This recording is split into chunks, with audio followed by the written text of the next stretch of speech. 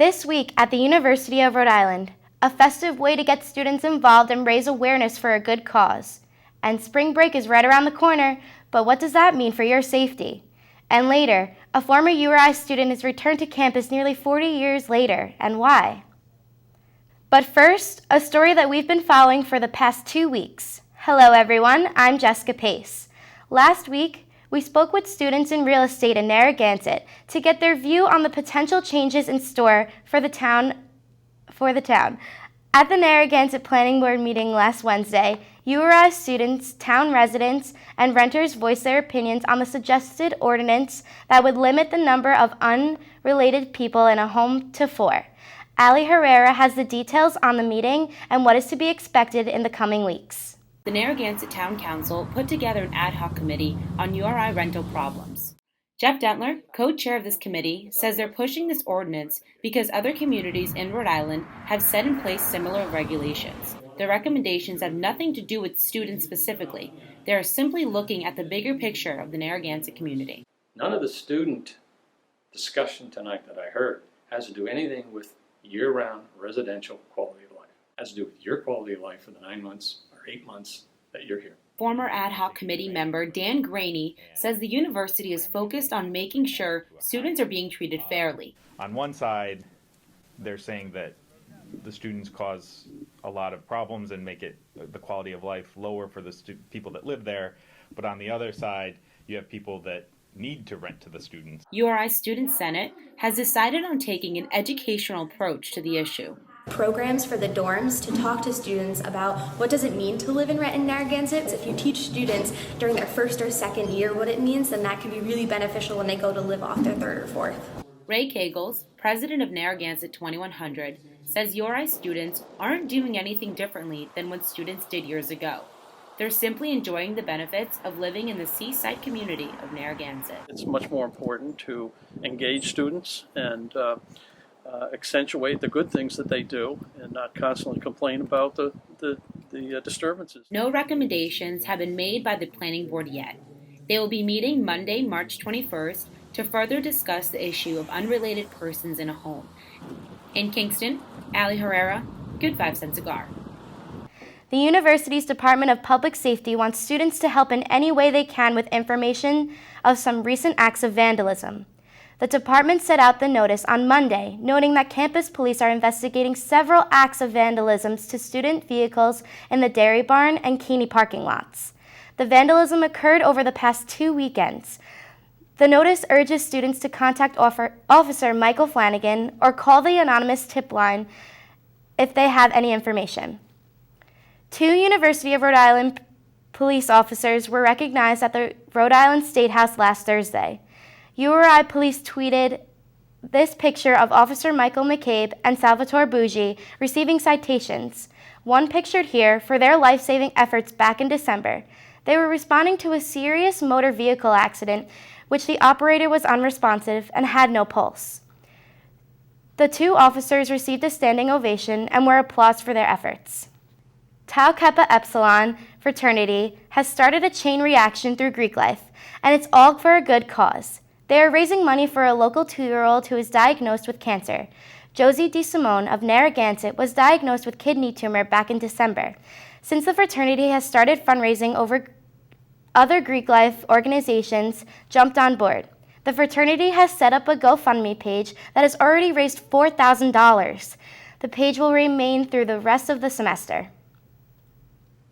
Well, spring break is right around the corner, and although students' pockets may be empty after traveling, URI's officials want to make sure that their brain is full of knowledge and how to stay safe. Marissa Tansino has a story. URI held its first Safety Week earlier this week to better educate students on how to stay safe, not only on campus, but in their everyday lives. Christiana Malinsky, coordinator of community outreach and education, says that the goal is to help give students an idea of how to be safer, especially with spring break right around the corner. We want to make sure with all the different things that are happening in the world today and the changing times, we want to make sure students are prepared and leaving here prepared. So we want to incorporate all these safety activities to help them, go out into the real world with the tools that they need to be prepared and be safe. Students could sign up for the university's emergency alert system and talk with leaders from the URI Women's Center about bystander intervention.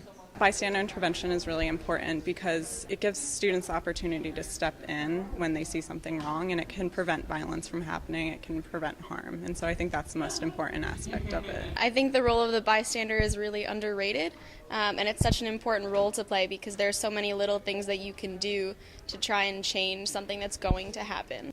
Campus police also put on an FBI active shooter video, where after students could ask questions. We're showing that video to everybody here on campus, not only the students, but faculty and staff, to really prepare them in case we have one. And the active shooter, we talk about an active shooter, knowing your surroundings, knowing best practices and stuff, but you can do this every day. You go to a movie theater, you go out to dining, you go out to dinner, you go out to a special event. You should really know your exits, your entrance, your exits.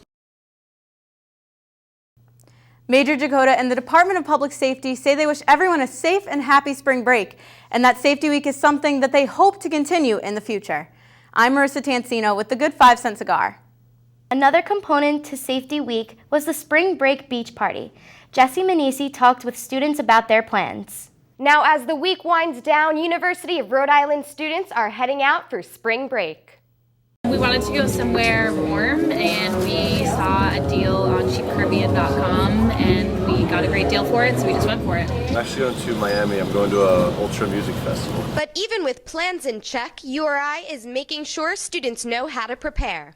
In preparation, health education for the past easy 20 years, we do a beach party.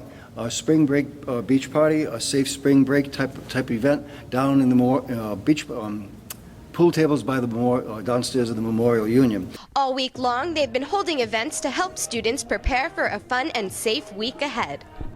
Every year, more children are lost to cancer in the United States than any other disease. The University of Rhode Island has come together to raise money and awareness to fight childhood cancer. Ali Herrera has the story.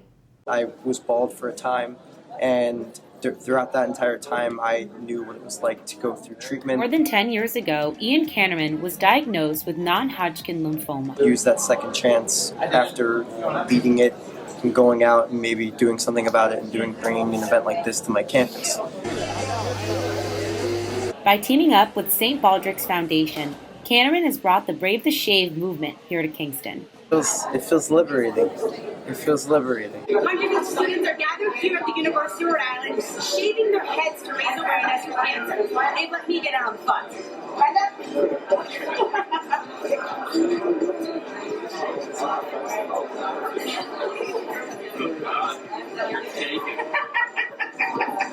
The hair students shaved off or cut is donated to a nonprofit of their choice. Kannerman says they suggested Pantene Beautiful Lengths as their charity. URI's very own Dan Graney showed his support for the cause. His daughter, 2-year-old Violet, is no stranger to the struggles of living with cancer. Violet was given a certificate of courage for being successful in her battle against infant fibrosarcoma. The event has raised over $1,800 to be donated for cancer research. Kannerman says he hopes to bring the St. Baldrick's Brave the Shave event to URI for years to come. In Kingston, Ali Herrera, Good 5-Cent Cigar. The University of Rhode Island's newly elected officers plan on making a stronger campus when their term begins in late March. Madeline Schulte spoke with the president and vice president. Madeline? Cody Anderson, URI's newly elected student body president, knew that him and Brianna Monteclavo, our new vice president, would make the perfect team. But this year especially, we got really close. She's also really good internally with the senators, and that's something I was really looking for. A very personal approach. That really led me to wanting to run for the vice president position with Cody because we both thought with all of our experiences we'd be the best fit for the position. Anderson's main focus as president is to address the housing issue in Narragansett. As a student body, I think we really know how to come together when we have to. And we've seen this a lot in this Narragansett case this past year. Uniting when we have to is something that is really good here on campus. Having a healthy off-campus is integral to having a strong on-campus. Something that I would like to see change is more students staying on campus for the weekends. Keeping students on campus and investigating what we have here, I think that's going to be really integral to making URI a stronger campus. Beyond race, gender, and social class, Monte Clavo thinks our campus is strongly diverse in other aspects. Our diversity within other organizations, within ourselves, and within our studies really creates this 14,000 population of undergraduate students, really incredible people to work with, and I think our diversity really enhances our culture here at URI. So something that is my goal would be to increase recruitment and retention rates. So tapping into those underrepresented populations through our student body, letting people know that, hey, those opportunities are there for you to get help if you need it. So little things like that will, I think, help the student body feel closer to URI, as well as the Student Senate help them in return. Stay tuned as URI gets stronger with the help from our newly elected Student Senate President and Vice President of 2016 and 2017. I'm Madeline Schulte with the Good 5-Cent Cigar. The tour guide process may look easy, but that simply isn't the case.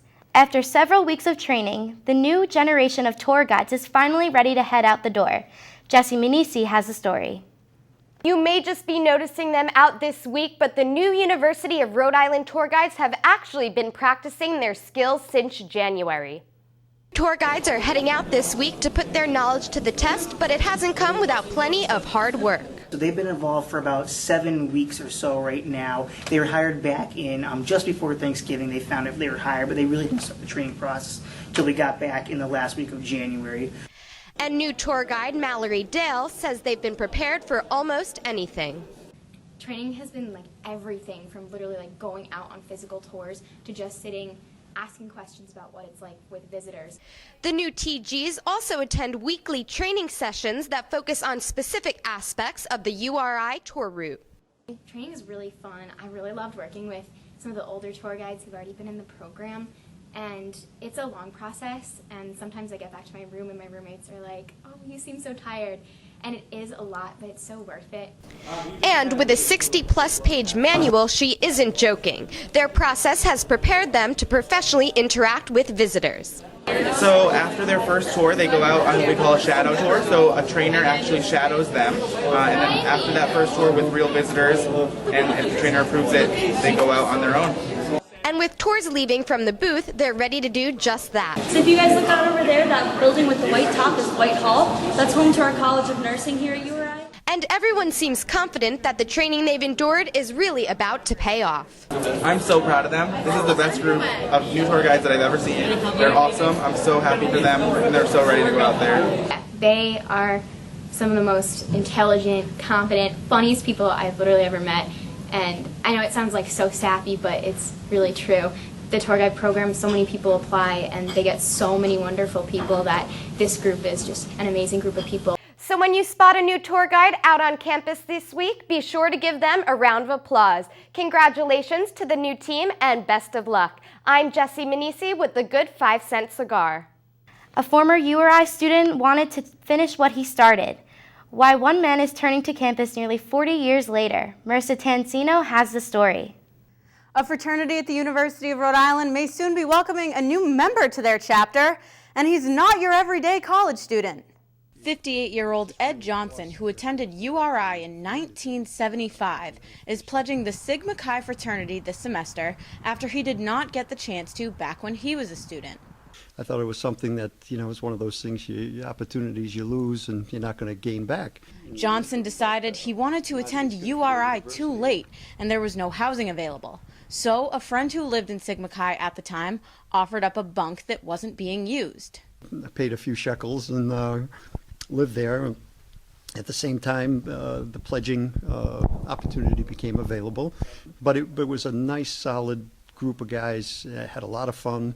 But I was working a lot at the time, so fast forward about a year, I ended up having to leave school for a semester, and ended up finishing my college up at Providence College. So Johnson continued on, attending flight school with the Air Force and serving 30 years of active duty in the National Guard.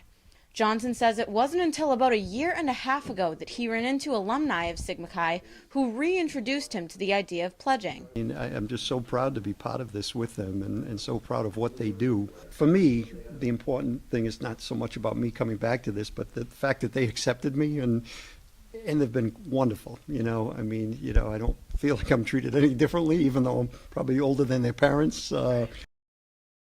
What a great guy. Johnson, who is now working in real estate, has 3 sons in their 20s and says it's just like having his own little fraternity at home.